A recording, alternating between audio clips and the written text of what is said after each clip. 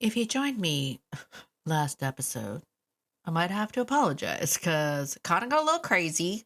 Little bit crazy. Always happens when I talk about tools. Wasn't just the tools, though. Wasn't just the dog training tools. It was the horrible marketing and advertising and making you feel like garbage. And I'm sick of it. Wait a second. This isn't about that. Listen, if you missed that, go back and watch. Like I did it on video. No, go back and listen to that episode. Today, I'm going to continue that a little bit. I mean, not the same. It's not just going to be me ranting about bad marketing and making people feel like garbage to sell a product. But I do want to continue this talk about the fact that the tool isn't the point. This idea that once you start to understand this, once you get this, you will be set free, my friend. If you've ever found yourself standing in a front of like in a pet store, looking at all the different training equipment and tools and wondering, what should I get beyond the cute stuff? I mean, I've been in the pet store too, looking at the like, does this color go well with my dog? I mean, I'm all about the fashion, but if we're talking about like you're trying to find a tool, your dog is pulling, you're like, which tool should I get? And you're standing in front of a wall full of quote unquote solutions. They even come out and say things like no pull harness. Which still makes me laugh.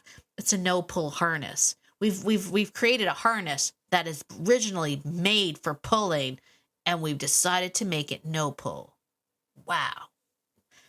The magic of marketing. It's beautiful. Anyway, but if you've ever found yourself doing that, standing there going, I don't know which tool to get, or even worse, wondering, I don't know which tool I should get based on public viewpoints, then this episode is for you, my dog loving friend. Today, I'm going to be talking about why your dog doesn't want to walk with you. That really is the question we need to ask. So let's get into it. Ready to have a calm and peaceful life with your dog without the stress of those fear-based behaviors? Hi, I'm Tracy, and I've been there, overwhelmed by all the conflicting dog training advice and unsure of what to do next. But now I help dog lovers like you simplify your life with your dog by building confidence naturally, fostering trust, and addressing those fear-based challenges. So, if you're ready, stop chopping those chicken wieners and let's get to it.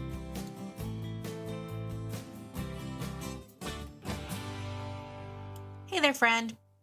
If you're someone like me that always sort of knew deep down in your heart of hearts, deep in your soul, that there was something more to all this dog training stuff, if you've ever felt like there had to be more than click and treat and repeat, more than managing their behavior, more than chasing the next technique, more than trying to control everything your dog does, if you know that there is something deeper inside to build a closer, more connected bond with your dog, then I invite you, my friend, to come and check out the Fearless Framework. The Fearless Framework is my 12-month online coaching program where we dive deep into understanding dogs in general, yes, but also understanding your dog, the dog in front of you, the dog you love more than anything. Together, we talk about how to build trust, connection, influence, and a relationship that makes everything else easier. Because when you truly understand your dog, behavior starts just to make sense. And when the behavior makes sense, then everything changes. You become less frustrated, more understanding. So many more brilliant days versus bad days. It's not a quick fix, but if you've been looking for that missing piece, the thing that could quite often just change everything for you, come and check out the Fearless Framework. Head on over to beyondobedience.ca/fearless, and I will see you there. Well, hello, my dog-loving friend. It is Tracy. I just cheered for myself. Oh my gosh. Sometimes I just get really excited and I just start pressing buttons. Anyway, yay me! It's Tracy. I'm here. I made it. I'm sitting down in the podcast studio, hanging out with you today. I'm so glad that you are here. Listen, if you happen to catch my last episode, I might have gone off the rails a wee bit. I'm very passionate about this. I'm very passionate. I'm very passionate about, I really want marketing to stop beating up dog lovers. Like, I really want it to stop. Please stop. Please stop. Because listen, I'm very sensitive to things like that. Like, as a dog lover myself, like when I mess up, and I mess up, I mess up. I share all of that too, by the way. I don't just keep those mess ups to myself. I share that over in the student community. I'm like, here's a thing I did. Haven't figured out how I'm going to fix it, but let's do it together. Because we are all going to do that. We are all going to have that moment where we think to ourselves, oh, shoot, that didn't pan out the way I wanted it to, or I shouldn't have done that, or I lost my temper, or I was too frustrated, or I shouldn't have gone for that walk, whatever. We beat ourselves up. We're the best at beating ourselves up because we love our dogs so much. We want the world for them. And the funny thing is that, you know, all of the criticism that's out there, all of the horribleness that you see in the world, and there is a lot of horribleness in the dog world. There's a lot of people doing awful things with dogs intentionally, and they don't care, and they don't, you know, but that's not you. You know, like, that's not you. It's not who you are. You know, they're not listening to podcasts about dogs. You know what I'm saying? Like, they're not here. They're not in the room with us right now. Those people don't care. So I just find marketing just effectively just makes good dog owners feel like garbage. And I'm sick of it. Sick of it. Anyway, before I get on too far with this, I'll need to reel it back in. I wanted to talk about, like, kind of carry on a little bit with, like, okay, we've talked about tools. We've talked about the fact that they are, you know, they're just that. They're meant to amplify things. They're not meant to be your be all and end all. They're not meant to solve the problem. That's not what they're for, right? We talked about that. You know, you don't want to just get a tool that stops a dog from pulling. That's not the point. Okay. I know you think that's what you want. And as I mentioned in the previous episode, you may need it in the moment for certain seasons of your life, or right now, or as the dog, certain seasons of the dog's life. Hey, I'm the first one to admit that I've had on many occasions where I have worked with a puppy, we've done all the stuff and I've got them all used to it. And then something happens in that adolescent brain of theirs where they're just testing and they're trying things and they're just being like little, like, testers. Like, what happens if I do this and this and this, where I switch equipment and I'm like, listen, friend, you know, listen, friend. And if I'm being 100, I also would say, now looking back at my life, I'm in a different season of my life right now, a much different season of my life. My youngest is 18. Wait. My youngest turned 18. My baby boy turned 18, and now he's, you know, doing 18-year-old things. But back in the day, in an earlier season of my life, when my kids were at home and they were in school and I was doing all the things, you bet your bottom dollar I was using tools. You bet your bottom dollar I was using tools. And you want to know something? I'm going to say it unapologetically, because first of all, I knew how to use the tools. I still did as much as I could with all the work that I talk about on this podcast, all the things I talk about. I still did as much of that as I could. I still worked on my relationship. I still made sure that I understood the dog in front of me. I still made sure that I understood all the tools that I was using, so much so that I spent thousands upon thousands of dollars on dog training seminars and webinars and all the things to learn the things that I needed to use the tools that I used. So I say it unapologetically because in that season of my life, that is what I needed to do. Now, I'm in a different season of my life. I'm in the menopause season of my life. So as I told my children, I don't have enough estrogen left to care for you now. So you're all going to have to leave the nest soon. You know what I'm saying? Like, this is a sidebar. My son, my baby boy who just turned 18, he walked by my room the other day just moaning like, oh, I have a cold. Like he was like exaggerated coughing because, you know, he's a man now. So he has a man cold. But he walked past my bedroom and was like, oh, that's the whole thing. And I looked at him like, what do you want? And he's like, oh, I don't feel well. And I was like, I don't have enough estrogen for that. You know, I don't have enough estrogen for that. You're going to have to deal with that on your own. Go into the bathroom, look at the cough syrups, figure out which symptoms you have, and take the one that fits your symptoms, friend. You know, make yourself a tea. But I don't have enough estrogen anymore. So there you go.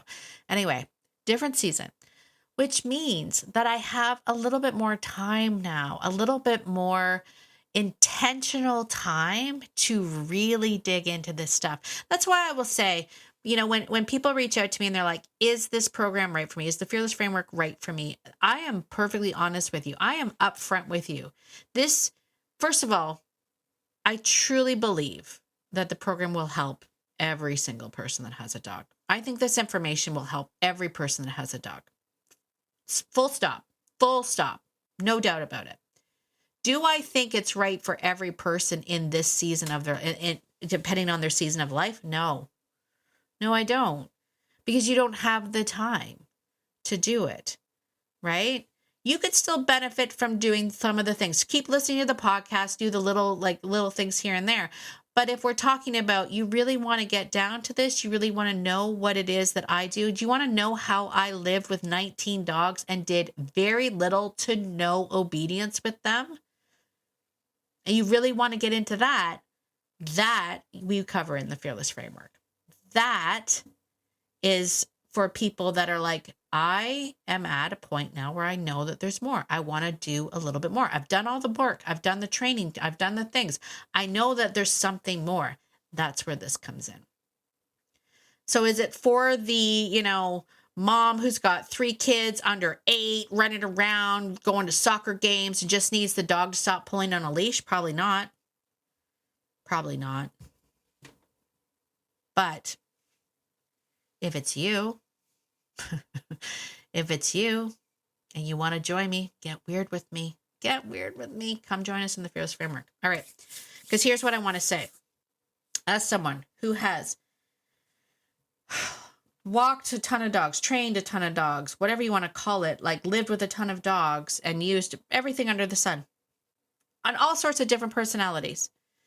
Right now I'm working with Gunther. And as I've mentioned, different season of my life. Now, full disclosure, this has been a little bit more challenging for me because I have gone and am still in some degree going through a season of grief because I lost my everything dog just after the new year. And that still hurts me. But I've been able to do some of the things like on a more deeper level with this dog than I have with any other dog. And if you're part of the Living Beyond Obedience group, you probably just saw me post a video of me walking with Gunther and explaining this idea of a ritual of migration, right? Because one of the things that so many people are looking for is, how do I stop my dog from pulling? How do I stop my dog from pulling? Who did I see? There's like that program right now too. That's like the jaywalking program. I think it's Susan Garrett. No shade for Susan, by the way. No shade for Susan Garrett. Susan is like her. She's a whole thing. She's got the crate games and like, yeah, no shade. But when I see it, I'm just like, jaywalking. That's clever. Also marketing, right? Clever marketing. But But when I was watching even her advertisement for her jaywalking thing, I was like, I think we're all just missing the point. Like, we're all missing the point. We're asking the wrong question. We're asking the wrong question. The question shouldn't be, how do I get my dog to stop pulling? The question should be, why doesn't my dog want to walk with me? Wait. I know. That question kind of hurts a little bit, doesn't it? That question kind of hurts just a smidge. And I'm going to stick with it. And I want you to follow me along. So just, hold on as we kind of go through this, because a lot of times when, and my mentor Nelson talks about this all the time.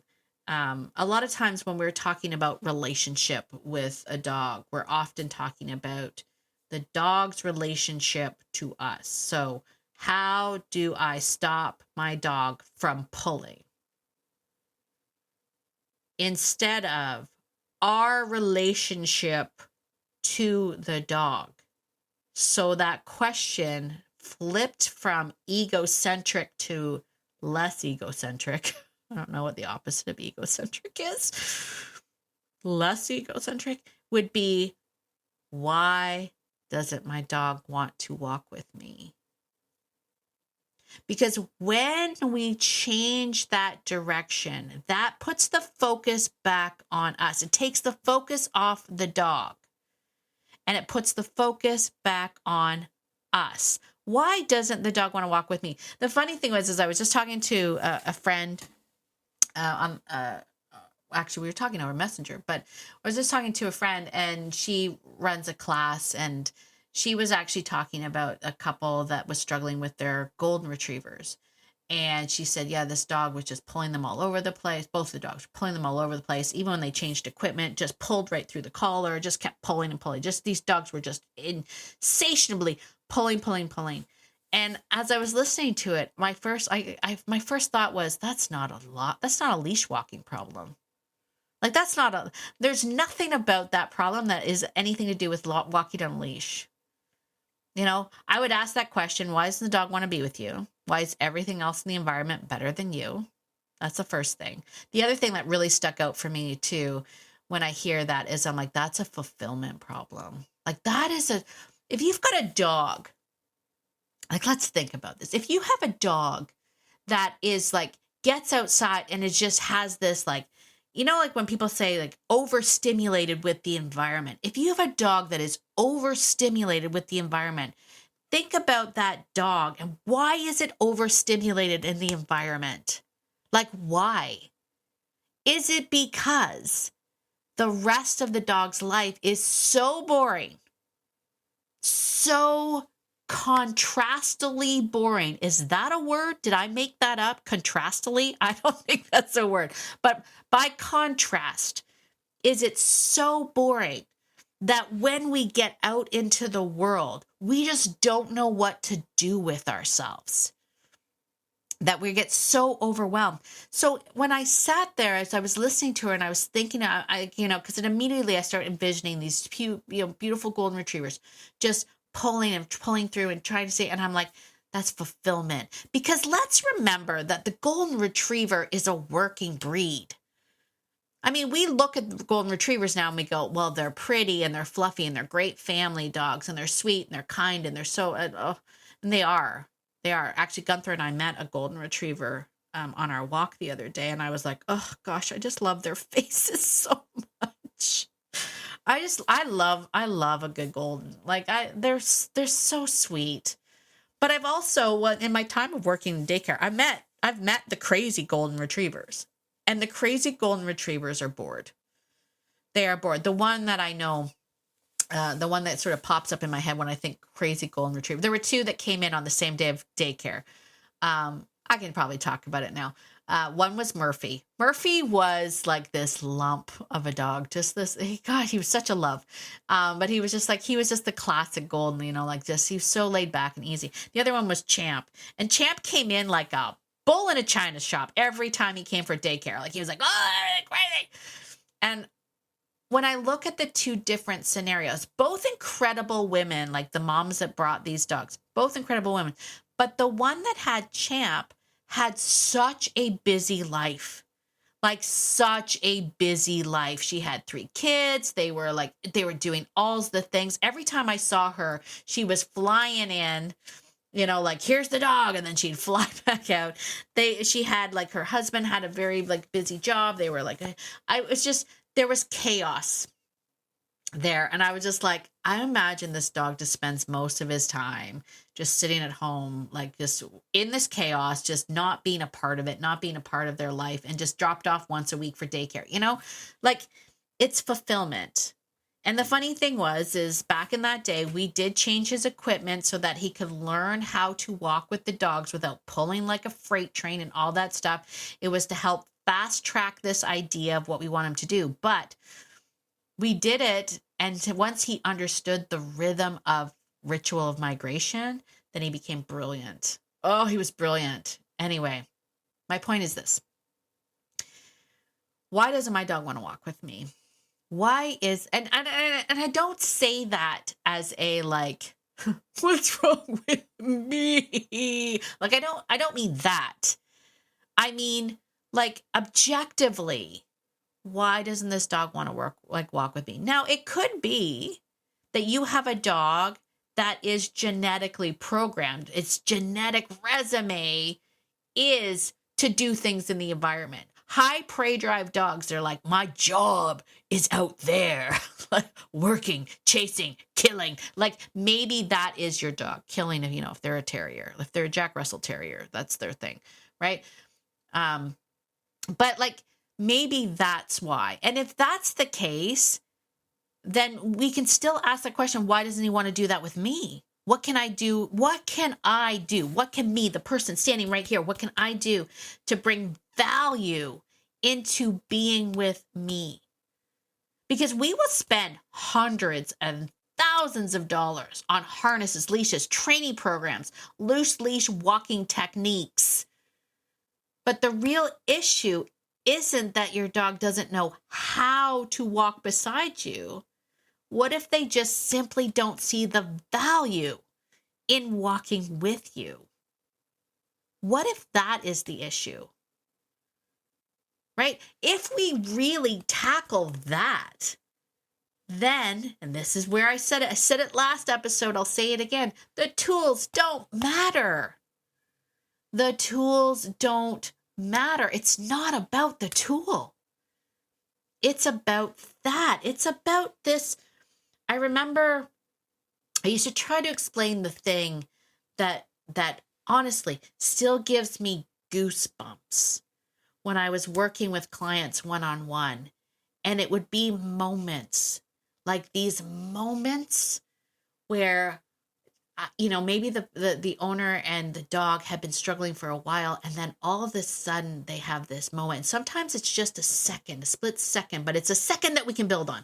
But it'd be a second where the dog would look at the owner or the owner would look at the dog, and there was a moment, and I would get I would get goosebumps, and I would sometimes, honestly, I'm a crier. It would bring tears to my eyes.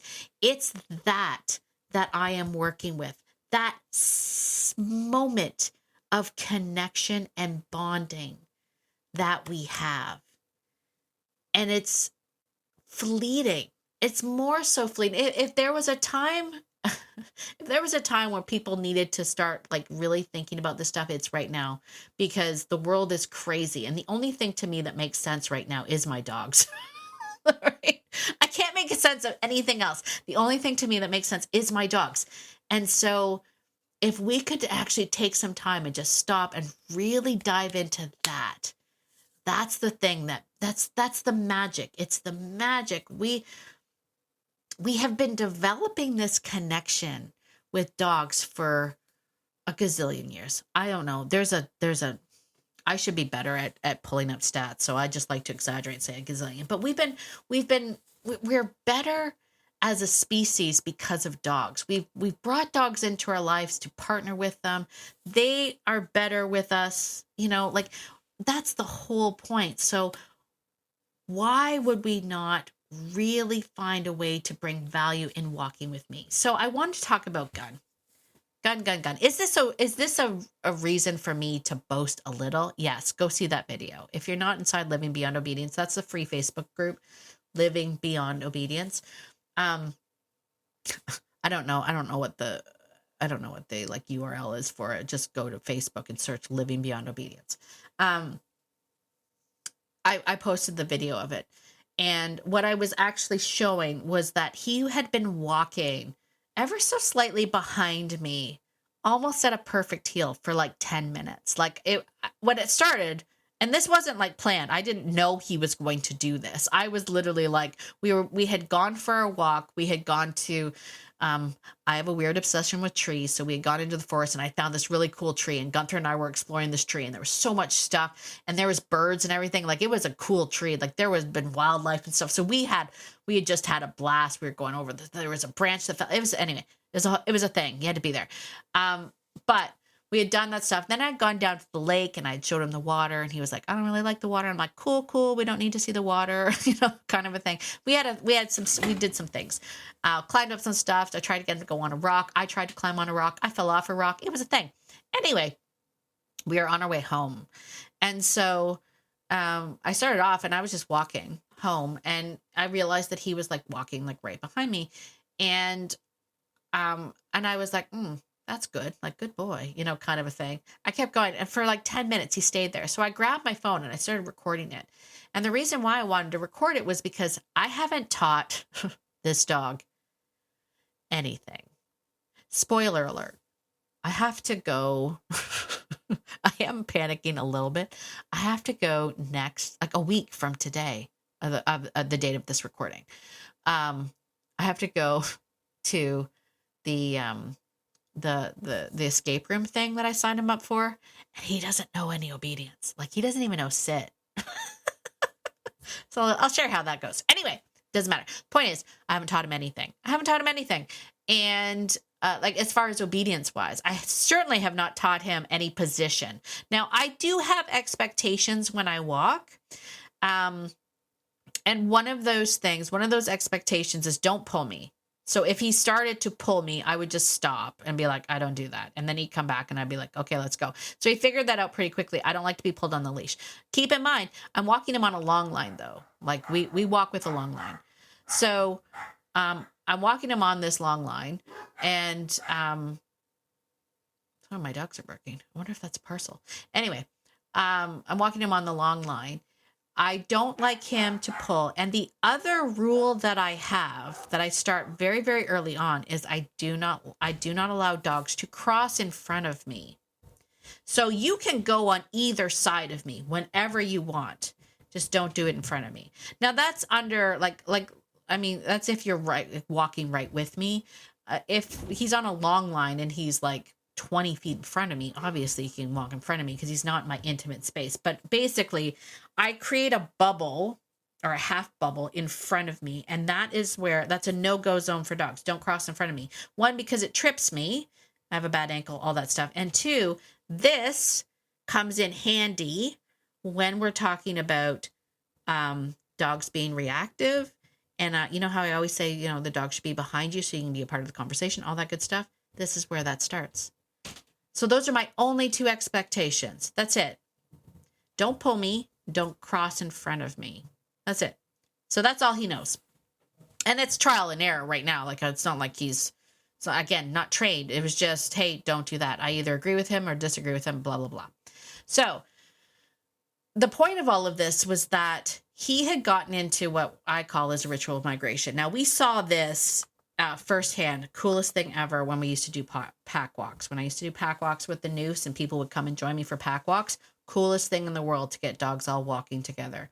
Coolest thing in the world. And I'm not talking about pack walks where people are like, we're just all going to meet and go for a walk. No, I'm talking about where they all get together. You will see dogs in formation all walk at the same gait. Their heads lower, their bodies soften. They all get into the same gait and movement. It's a thing of freaking beauty. Anyway, that's what he was doing. He was in that trotty, like slow trot kind of gait walking behind me. Beautiful. He had gotten into this like ritual of migration. And the idea here, the reason why I wanted to share it, and I had shared it originally in the Fearless Framework, but I thought I'm going to share it over in Living Beyond Obedience so that people know that, I'm working on this stuff too. So he's almost a year old. He's actually in his adolescence right now. This is the most challenging period with him. No formal loose leash walking program. No talking about heel. But what I have done with him is we've done a lot of play. We've also done a lot of searching and seeking games. We've done a lot of environmental, or what I call urban or everyday agility. Things where I get him to like go over a rock and go over this tree stump, and I go over it with him, right? It's not just me telling him to jump and me standing on. No, I go over the things too. I go through the things and in the things and down the tunnels and all this stuff. These are the things that I do with this dog. It, for the record, does not look pretty. I have a video. I haven't shared. Oh, you know what? I am going to share it in the Fearless Framework. I'm not going to share it in Living Beyond Obedience because it is a little bit embarrassing. This is paid content. You want to see the things that Tracy does, you have to pay for it because it's not pretty. I got stuck in a tunnel. Like Winnie the freaking Pooh. Anyway, I'm sharing that over in the Fearless Framework. I'll share it there. My point is, I do the things, right? We do exploration. We share and experiences together. I am legitimately just as excited about sticks and things and trees and all the things as he is. When we go out together, he doesn't always walk beside me, but he is always walking with me. And that is the difference. Walking beside you is just a position.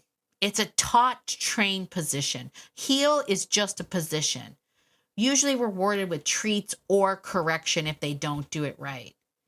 Walking with you, that is relationship. One can be trained and the other one is built. How cool is that? Right? So cool. Because you have to keep in mind, like I always want to sort of anchor you back into this idea that pulling, the dog pulling on the leash, that's information. It's information for you. It's not something that you necessarily need to correct. It's something that you need to ask yourself, why are they doing it? What are they trying to get to? What are they trying to get away from, if that's why they're pulling? And what needs are driving this? Ask yourself those things. Right? Because people can spend years teaching position, and you can spend a boatload of money paying for equipment to force your dog to be in position. Very few people spend the time becoming valuable valuable to their dog in the environment. Very few people. But you can be one of them. You can be one of them, friend. So there you go. Maybe ask yourself, why is this environment more exciting than I am? And hey, don't get me wrong. It is hard to compete with the environment. It's not easy. And so I'm not actually asking you to compete with it, but rather be a part of it. Be a part of the environment with them. My goal has always been to create dogs that want to walk with me. It's one of the reasons why my tagline was that you can be the reason and the reward in your dog's life. Be the reward. Be fun in the environment with your dog. All right? I hope that helps. All right, friend. That's it for today. Go check out that behavior. Go check out that video in Living Beyond Obedience because it's kind of jazzy. It's kind of jazzy, if I do say so myself. He's a good boy.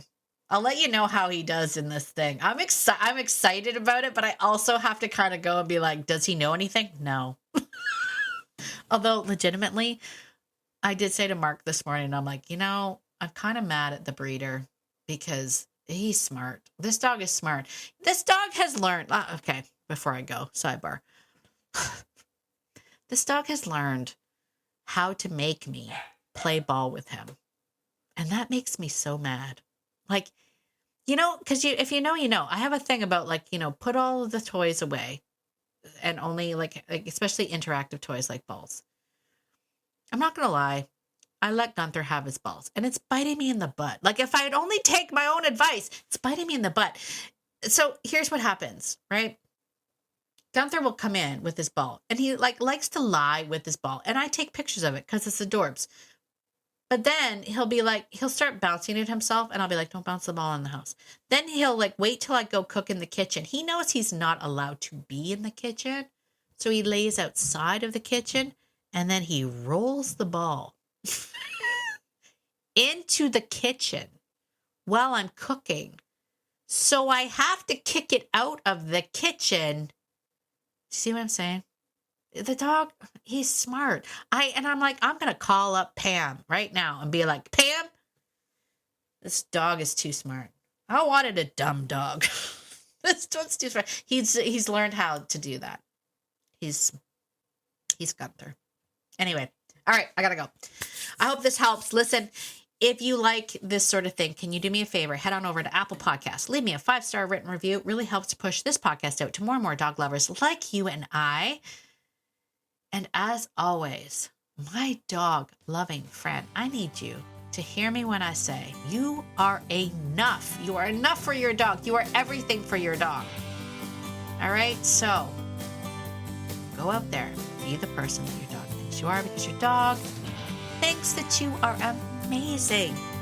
And so do I. Have a fantastic day, and I will see you in the next episode. Bye for now.